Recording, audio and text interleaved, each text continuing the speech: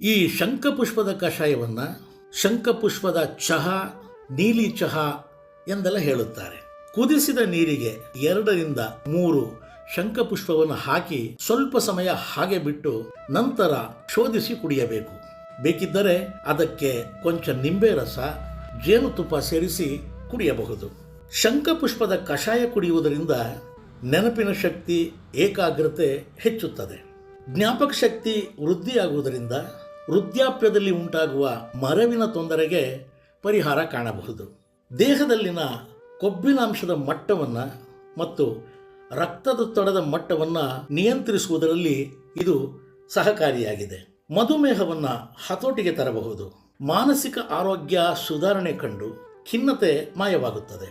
ಆತಂಕ ನಿವಾರಣೆಯಾಗುತ್ತದೆ. ಬೆಳಗಿನ ಜಾವ ಕಷಾಯ ಸೇವನೆ ಮಾಡಿದರೆ ದೇಹದ ತೂಕವನ್ನು ನಿಯಂತ್ರಿಸಬಹುದು.